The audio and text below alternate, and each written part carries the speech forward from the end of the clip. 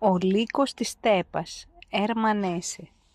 Οι σημειώσεις του Χάρι Χάλερ, μόνο για παράφρονες. Η μέρα πέρασε έτσι ακριβώς όπως περνούν συνήθως οι μέρες. Τη πατάλησα, τη σκότωσα ήρεμα με τον άτολμο τρόπο της ζωής μου. Εργάστηκα μερικές ώρες, χώθηκα μέσα σε παλιά βιβλία, επί 2 ώρες πονούσα, όπως ακριβώς πονούν οι ηλικιωμένοι άνθρωποι. Πήρα ένα φάρμακο και χάρηκα που οι πόνοι ξεγελάστηκαν. Έμεινα ξαπλωμένος μέσα στο ζεστό νερό της μπανιέρας και απορρόφησα την υπέροχη ζεστασιά. Έλαβα 3 φορές το ταχυδρομείο και έριξα μια ματιά σε όλα τα περιτά γράμματα και έντυπα. Έκανα τις αναπνευστικές ασκήσεις μου. Από οκνηρία όμως παρέλειψα σήμερα τις ασκήσεις της σκέψης. Πήγα και περπάτησα 1 ώρα και ανακάλυψα στον ουρανό να διαγράφονται από σύννεφα ωραία απαλά σπάνια σχήματα. Ήταν πολύ όμορφα. Ακριβώς σαν την ανάγνωση παλιών βιβλίων, σαν το ξάπλωμα στη ζεστή μπανιέρα. Όμως κατά βάθος δεν ήταν ακριβώς μια μαγευτική ούτε μια ηλιόλουστη μέρα. Δεν ήταν μια μέρα χαράς και ευτυχίας, αλλά μια από εκείνες τις μέρες που θα έπρεπε εδώ και πολύ καιρό να θεωρούνται φυσιολογικές και συνηθισμένες. Μέτρια ευχάριστες, απόλυτα ανεκτές, υποφερτές, χλιαρές μέρες ενός ηλικιωμένου, όχι ικανοποιημένου κυρίου. Μέρες χωρίς ιδιαίτερους πόνους, χωρίς ιδιαίτερες φροντίδες, χωρίς απελπισία, μέρες τις οποίες ακόμα και το ερώτημα μήπως άραγε είναι καιρός να ακολουθήσει κανείς το παράδειγμα του Άνταλμπερτ Στίφτερ και να ατυχήσει θανάσιμα ενώ ξυρίζεται, μπορεί να εξεταστεί χωρίς ταραχή και αισθήματα φόβου, αντικειμενικά και ήρεμα.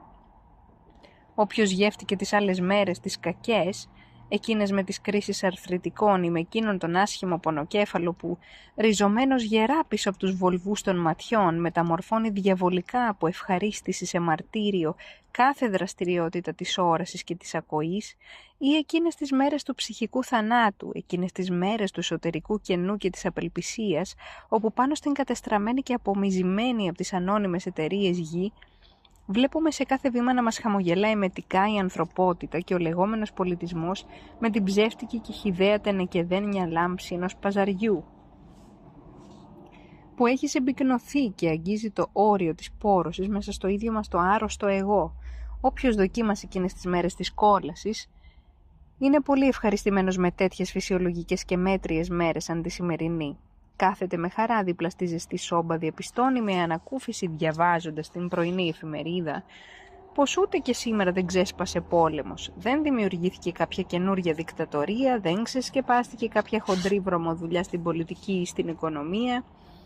Κουρδίζει ευχαριστημένος τις χορδές της κουριασμένης λύρας του για να παίξει έναν μετριοπαθή, έναν υποφερτά χαρούμενο, ένα σχεδόν ευχαριστημένο ύμνο προς πλήξη του σιωπηλού, ήπιου και ναρκωμένου με βρώμιο ημίθεου της ικανοποίησης.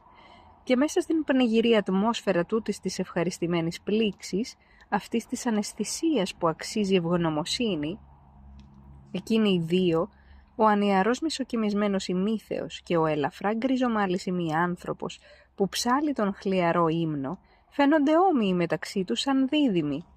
Υπάρχει κάτι το όμορφο στην ικανοποίηση, στην απουσία του πόνου, σε αυτές τις υποφερτές υποταγμένες μέρες, που ούτε ο πόνος ούτε οι είδονοι τολμούν να εκφραστούν έντονα, όπου τα πάντα ψιθυρίζουν και γλιστρούν στα ακροδάκτυλά τους. Μόνο που με μένα δυστυχώς δεν συμβαίνει το ίδιο, γιατί εγώ δεν μπορώ να αντέξω καθόλου αυτήν ακριβώς την ικανοποίηση, γιατί ύστερα από λίγο διάστημα μου γίνεται αφόρητα απεχθής και αηδιαστική, ώστε να πρέπει να καταφύγω απελπισμένος σε άλλα κλίματα αν είναι δυνατόν, δια της οδού της ειδονής, την ανάγκη όμως και μέσα από τον πόνο. Άμα περάσω ένα διάστημα χωρίς ειδονή και χωρίς βάσανο, αναπνέοντας τη χλιαρή πληκτική ανεκτικότητα των λεγόμενων καλών ημερών, τότε νιώθει η παιδική ψυχή μου τέτοιον απίστευτο πόνο και θλίψη που πετώ τη σκουριασμένη λύρα της ικανοποίησης στο ικανοποιημένο πρόσωπο του νησταλέου θεού της ευχαρίστησης και προτιμώ αντί για αυτήν την ελαφριά θερμοκρασία δωματίου να νιώθω να πυρώνει στα σωθικά μου ένας αληθινά διαβολικός πόνος. Τότε φουντώνει μέσα μου ένας άγριος πόθος για δυνατά αισθήματα, για κάτι εντυπωσιακό, ένας θυμός για αυτήν την άτονη, την επίπεδη, την κανονισμένη και στήρα ζωή, καθώς και μια μανιασμένη επιθυμία να καταστρέψω οτιδήποτε, ένα κατάστημα για παράδειγμα, ή έναν καθεδρικό ναό, ή εμένα τον ίδιο, να διαπράξω παράτολμες ανοησίες, να μαδίσω τις περούκες μερικών αξιοσέβαστων ειδόλων, να εφοδιάσω μερικά επαναστατημένα μαθητούδια με το πολυπόθητο εισιτήριο για το Αμβούργο, να αποπλανήσω ένα μικρό κοριτσάκι ή να τσακίσω το σβέρκο μερικών εκπροσώπων της αστικής τάξης. Γιατί ένα πράγμα μίσησα, συχάθηκα και καταράστηκα με όλο μου το είναι. Αυτήν την ικανοποίηση, αυτήν την υγεία, την άνεση, αυτήν την καλλιεργημένη αισιοδοξία του αστού, αυτήν την παχιά και ωφέλιμη εκτροφή του μετρίου, του φυσιολογικού και του μέσου όρου. Με τέτοια διάθεση λοιπόν έκλεισε αυτήν την υποφερτήρη μέρα ρουτίνας ενώ έπεφτε το σκοτάδι. Δεν την τελείωσα με έναν τρόπο χρήσιμο και φυσιολογικό για έναν άνθρωπο που κάπως υποφέρει, πέφτοντας στην παγίδα του έτοιμου και δολωμένου με θερμοφόρα κρεβατιού, αλλά δυσαρεστημένος και αηδιασμένος με τη λίγη δουλειά της μέρας μου, έβαλα τα παπούτσια μου με δυσθυμία, φόρεσα το παλτό μου και βγήκα στο σκοτάδι και στην ομίχλη της πόλης για να πάω στην ταβέρνα το ατσάλινο κράνος και να πιω αυτό που οι πότες σύμφωνα με μια παλιά συνήθεια ονομάζουν ένα ποτηράκι κρασί. Έτσι λοιπόν κατέβηκα τις σκάλες από τη σοφίτα μου, αυτές τις δύσκολες σκάλες της ξενιτιάς, αυτές τις πέρα για πέρα αστικές, καλοσκουπισμένες, καθαρές σκάλες, ενός εξαιρετικά αξιοπρεπού σπιτιού που κατοικούν 3 οικογένειες, κάτω από τη στέγη του οποίου έχω το ερημητήριό μου. Δεν ξέρω πώς συμβαίνει, αλλά εγώ ο άπατρης λύκος της στέπας, ο μοναχικός εχθρός του μικροαστικού κόσμου, μένω πάντα σε αληθινά αστικά σπίτια, πρόκειται για μια παλιά μου αδυναμία. Δεν κατοικώ ούτε σε παλάτια ούτε σε σπίτια προλετάριων, αλλά πάντα σε αυτές, ειδικά τις εξαιρετικά αξιοπρεπείς, έντονα πληκτικές, άψογα διατηρημένες μικροαστικές φωλιές, όπου μυρίζει λίγο νεύτη και λίγο σαπούνι και όπου τρομάζει κανείς αν βροντίσει καμιά φορά η πόρτα της εισόδου ή μπει κάποιος με βρώμικα παπούτσια. Η αγάπη μου για αυτή την ατμόσφαιρα προέρχεται χωρίς αμφιβολία από τα παιδικά μου χρόνια και ο κρυφός μου πόθος για ένα είδος πατρίδας με αφήνει και παίρνω ολοένα απελπισμένο σε αυτούς τους αλλοτινούς ηλίθιους δρόμους. Λοιπόν ναι, μου αρέσει επίσης η αντίθεση της ζωής μου, της μοναχικής, της δίχως αγάπη, της ταλαιπωρημένης και πέρα για πέρα άτακτης ζωής μου, απέναντι σε αυτόν το οικογενειακό και αστικό περιβάλλον. Μου αρέσει να αναπνέω στη σκάλα αυτή τη μυρωδιά της σιωπής, της τάξης, της καθαριότητας, της αξιοπρέπειας και της πραότητας που παρά το μίσος μου για τον αστισμό, πάντα έχει κάτι το συγκινητικό για μένα και μου αρέσει ακόμα να περνάω το κατόφλι της κάμαράς μου, όπου όλα αυτά σταματούν, όπου ανάμεσα στους όρους των βιβλίων κοίτονται τα υπολείμματα των πούρων και στέκονται οι μπουκάλες του κρασιού, όπου όλα είναι άτακτα, αφιλόξενα και παραμελημένα. Όπου όλα, βιβλία, χειρόγραφα, σκέψεις είναι σημαδεμένα και διαποτισμένα από το βάσανο του μοναχικού, από την προβληματικότητα του να είσαι άνθρωπος, από τον πόθο να δοθεί μια καινούρια έννοια στην ανθρώπινη ζωή που έχει χάσει κάθε νόημα. Και τότε ήταν που πέρασα δίπλα από την Αροκάρια. Στον πρώτο όροφο τούτου του κτίριου, για την ακρίβεια, συναντάει η σκάλα τον μικρό προθάλαμο ενός διαμερίσματος, που είναι αναμφίβολα ακόμα πιο άψογο, πιο καθαρό και πιο συγκυρισμένο από τα άλλα. Γιατί ο προθάλαμος αυτός, αστράφτη από μια υπεράνθρωπη περιποίηση, είναι ένα λαμπερό μικρό τέμενος της τάξης. Στο γυαλισμένο σανιδένιο πάτωμα όπου ντρέπεσαι να πατήσεις, στέκουν 2 κομψά σκαμνάκια και πάνω σε κάθε σκαμνή μια μεγάλη γλάστρα. Στη μία φυτρώνει μια ζαλέα, στην άλλη μια αρκετά επιβλητική αροκάρια. Ένα υγιές εύρωστο δεντράκι ύψης της τελειότητας, του οποίου ακόμα και η τελευταία βελόνα του τελευταίου κλαδιού αστράφτει από φρεσκάδα και πάστρα. Καμιά φορά, όταν ξέρω πως κανένας δεν με βλέπει, χρησιμοποιώ αυτό το μέρος για ναό.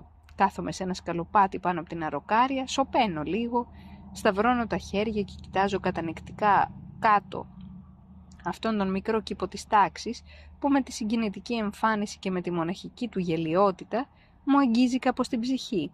Φαντάζομαι πως πίσω από αυτόν τον προθάλαμο, κατά κάποιον τρόπο στην ιερή σκιά της αροκάριας, βρίσκεται ένα διαμέρισμα γεμάτο αστραφτερό μαόνι και μια ζωή γεμάτη αξιοπρέπεια και υγεία. Με πολύ πρωινό εγερτήριο, με εκπλήρωση των καθηκόντων, με μέτρια χαρούμενες οικογενειακές γιορτές, με κυριακάτικο εκκλησιασμό και κατάκληση νωρίς το βράδυ. Με προσποιητή ευδιαθεσία βημάτισα πάνω στην οτισμένη από την υγρασία άσφαλτο των στενοσόκακων, τα φώτα των φαναριών φάνταζαν δακρυσμένα και θαμπά μέσα από την παγωμένη υγρηθολούρα και απορροφούσαν τις νοθρές αντανακλάσεις από το υγρό έδαφος. Τα ξεχασμένα χρόνια της νιώτης μου ήρθαν στο μυαλό μου. Πώς αγαπούσα τότε αυτά τα σκοτεινά βράδια, τα γεμάτα ομίχλη κατά το τέλος του φθινοπόρου και τον χειμώνα. Πόσο αχόρταγα και μεθυστικά ρουφούσα τότε την ατμόσφαιρα της μοναξιάς και της μελαγχολίας, όταν έτρεχα τη μισή νύχτα τυλιγμένο στο παλτό μου με βροχή και καταιγίδα, μέσα στην εχθρική απογυμνωμένη φύση, μόνος από τότε ήδη, αλλά πλημμυρισμένος με το αίσθημα της βαθιάς απόλαυσης, γεμάτος στίχους που τους έγραφα ύστερα στην καμαρά μου, κάτω από το φως του κεριού, καθισμένο στην άκρη του κρεβατιού.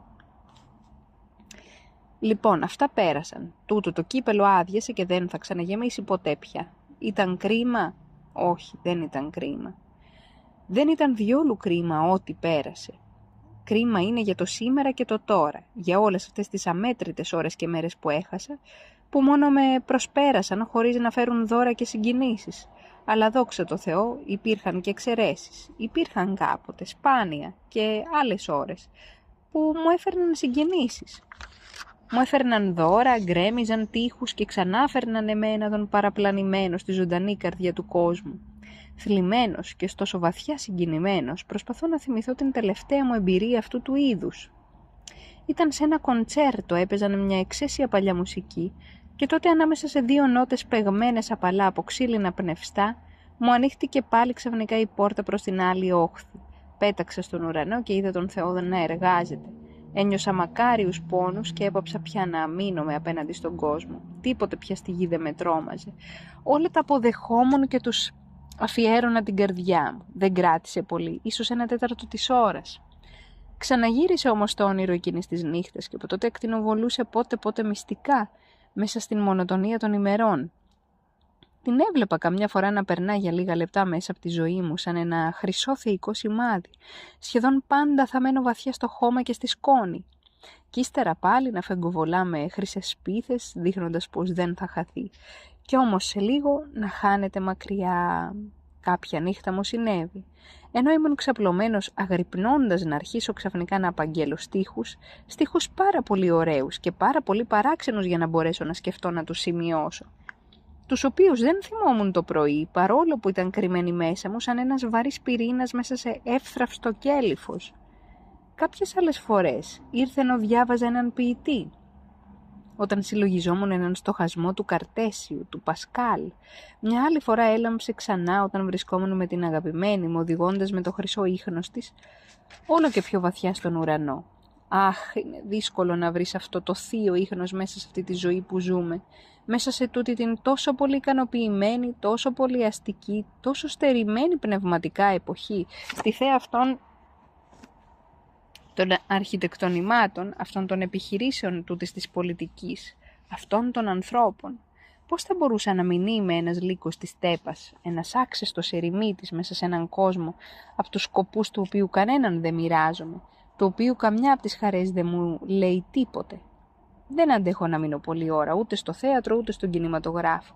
Μόλις που μπορώ να διαβάσω εφημερίδα, σπάνια ένα σύγχρονο βιβλίο. Δεν καταλαβαίνω ποια ειδονή και ποια ευχαρίστηση αναζητούν οι άνθρωποι στους κατάμεστους σιδηροδρόμους και στα ξενοδοχεία, στα πολυσύχναστα καφενεία με την πνιγυρά ενοχλητική μουσική, στα μπαρ και στα βαριετέ των κομψών πολυτελών πόλεων, στις διεθνείς εκθέσεις, στους εμπορικούς δρόμους, στις διαλέξεις για τους διψασμένους της μόρφωσης, στα μεγάλα στάδια. Εγώ όλες αυτές τις χαρές που μου είναι προσιτές και για τις οποίες χιλιάδες άλλοι πασχίζουν και συνοστίζονται, δεν τις καταλαβαίνω, δεν τις συμμερίζομαι. Και αντίθετα, αυτό που μου συμβαίνει στις σπάνιες χαρούμενες ώρες μου, ότι είναι για μένα αγαλίαση, βίωμα, έκσταση και έξαρση, ο κόσμος το αναγνωρίζει, το αναζητάει και το αγαπά μόνο στην ποίηση. Στη ζωή το θεωρεί τρέλα. Και στην πραγματικότητα, αν ο κόσμος έχει δίκιο, αν αυτή η μουσική στα καφενεία, αυτές οι μαζικές διασκεδάσεις, αυτοί οι εξαμερικανισμένοι, εύκολο ικανοποίητοι άνθρωποι έχουν δίκιο, τότε έχω εγώ άδικο. Τότε είμαι τρελός εγώ, τότε είμαι αληθινά ο λύκος της στέπας, όπως συχνά αποκαλώ τον εαυτό μου. αυτό το ξεστρατισμένο ζώο σε έναν κόσμο ξένο και ακατανόητο που δεν βρίσκει πια την πατρίδα του, ούτε αέρα και τροφή. Με αυτές τις συνηθισμένες σκέψεις βάδιζα στους υγρούς δρόμους ενός από τα πιο ήσυχα και πιο παλιά κομμάτια της πόλης. Απέναντι στην άλλη μεριά του δρόμου ορθωνόταν μέσα στο σκοτάδι ένας παλιός γκρίζος πέτρινος τοίχος που πάντα τον έβλεπα ευχάριστα. Βρισκόταν εκεί πάντα τόσο παλιός και ανέμελος, ανάμεσα σε μια μικρή εκκλησία και σε ένα παλιό νοσοκομείο. Τα πρωινά άφηνα συχνά το βλέμμα μου να αναπαυθεί πάνω στην τραχιά του επιφάνεια. Υπήρχαν λίγες τόσο ήρεμες και καλές, τόσο σιωπηλές επιφάνειες στο κέντρο της πόλης, όπου άλλοτε σε κάθε μισό τετραγωνικό μέτρο διαλαλούσε το όνομά του ένα κατάστημα, ένας δικηγόρος, ένας βευρέτης, ένας γιατρός, ένας κουρέας, ένας κομπουγιανίτης για κάλους. Ξαναείδα και τώρα τον παλιό τοίχο να στέκεται σιωπηλός μέσα στη γαλήνη του, κι όμως κάτι πάνω του είχε αλλάξει. Είδα στη μέση του τοίχου μια μικρή όμορφη πύλη με μυτερία ψίδα και σάστισα, γιατί πραγματικά δεν ήξερα αν αυτή η πύλη βρισκόταν πάντα εκεί ή αν την είχαν κατασκευάσει πρόσφατα. Φαινόταν χωρίς αμφιβολία παλιά, παμπάλαια. Πιθανόν αυτή η μικρή κλειστή πόρτα με το σκούρο ξύλο της να οδηγούσε εδώ και αιώνες σε κάποια αποκοιμισμένη αυλή ενός μοναστηριού. Ίσως αυτό να συμβαίνει και σήμερα, ακόμα και αν δεν υπάρχει πλέον το μοναστήρι. Μάλλον έχω δει αυτήν την πύλη εκατοντάδες φορές και απλώς δεν την έχω προσέξει ποτέ. Ίσως να είναι φρεσκοβαμένη και γι' αυτό να μου έκανε εντύπωση. Συνέχισα εν τούτης να στέκομαι και να κοιτάζω προσεκτικά, χωρίς όμως να περνάω απέναντι. Ήταν και ο δρόμος ανάμεσά μας που έδειχνε απίθμενος, έτσι όπως τον μούλιαζε η υγρασία. Έμεινα στο πεζοδρόμιο και κοίταζα απλώς απέναντι. Όλα ήταν βυθισμένα στη νύχτα και μου φάνηκε πως γύρω από την πόρτα ήταν πλεγμένη μια γυρλάντα ή κάτι άλλο πολύχρωμο. Και τώρα, αφού κατέβαλα προσπάθεια να δω καλύτερα, είδα πάνω από την πύλη μια ανοιχτόχρωμη πινακίδα και πάνω σε αυτήν, όπως μου φάνηκε, ήταν κάτι γραμμένο. Προσπάθησα να διαβάσω και τελικά, παρά τη λάσπη και τις λακκούβες, πέρασα απέναντι. Τότε είδα πάνω από την πύλη στο παλιό γκριζοπράσινο του τοίχου ένα σημείο που φωτιζόταν θαμπά και πάνω στο σημείο αυτό έτρεχαν κινούμενα πολύχρωμα γράμματα που χάνονταν αμέσως, εμφανίζονταν ξανά και χάνονταν. Λοιπόν, σκέφτηκα, ακόμα και αυτόν τον παλιό καλό τοίχο τον κατέστρεψαν με μια φωτεινή διαφήμιση. Στο μεταξύ αποκρυπτογράφησα μερικές από τις λέξεις που παρουσιάζονταν σποραδικά. Δύσκολα τις διάβαζες και έπρεπε σχεδόν να τις μαντέψεις. Τα γράμματα είχαν άνισα διαστήματα, ήταν αχνά και μισοσβησμένα και χάνονταν τόσο γρήγορα. Ο άνθρωπος που κάτι ήθελε να κερδίσει από αυτό δεν ήταν πρακτικός ο κακομοίρης, ήταν ένας λύκος της στέπας, γιατί να βάλει τα γραμματά του να τρέχουν πάνω σε αυτόν τον τοίχο, σε ένα σκοτεινό δρόμο της παλιάς πόλης αυτήν την ώρα, με τέτοιον βροχερό καιρό, όταν κανείς δεν περνά. Και γιατί να είναι η επιγραφή τόσο φευγαλαία, τόσο ανεμοδαρμένη, τόσο ιδιότροπη και έτσι δυσανάγνωστη. Αλλά να τώρα τα κατάφερα, μπόρεσα να τσακώσω περισσότερες λέξεις, τη μία πίσω από την άλλη που έλεγαν «Μαγικό θέατρο, η είσοδος δεν είναι για τον καθένα, δεν είναι για τον καθένα». Δοκίμασα να ανοίξω την πόρτα, η παλιά βαριά μπετούγια δεν υποχωρούσε κάτω από καμία πίεση. Η φωτεινή επιγραφή έσβησε, χάθηκε ξαφνικά θλιμμένη, αναγνωρίζοντας τη ματαιότητά της. Έκανα μερικά βήματα πίσω, χώθηκα βαθιά μέσα στη λάσπη, αλλά καμία λέξη δεν υπήρχε πια. Το παιχνίδι είχε σβήσει, έμεινα στη λάσπη για πολύ και περίμενα, μάταια. Και τότε, όταν σταμάτησα να περιμένω και ξαναγύρισα στο πεζοδρόμιο, καθρεφτίστηκαν μπροστά μου πάνω στην άσφαλτο που αντανακλούσε μερικά πολύχρωμα φωτεινά γράμματα. Διάβασα μόνο για παράφρονες. Τα πόδια μου είχαν βραχεί και κρύωνα, έμεινα όμως αρκετή ώρα περιμένοντας. Τίποτα πια. Και ενώ στεκόμουν ακόμη και σκεφτόμουν πόσο όμορφα είχαν πλανηθεί αυτές οι απαλές χρωματιστές αναλαμπές των γραμμάτων πάνω στον υγρό τοίχο και στη μαύρη γυαλιστερή άσφαλτο, θυμήθηκα αναπάντεχα ένα κομμάτι από τις προηγούμενες σκέψεις μου, την παραβολή του χρυσού, φωτεινού ίχνους που απότομα ξεμακραίνει και γίνεται άφαντο.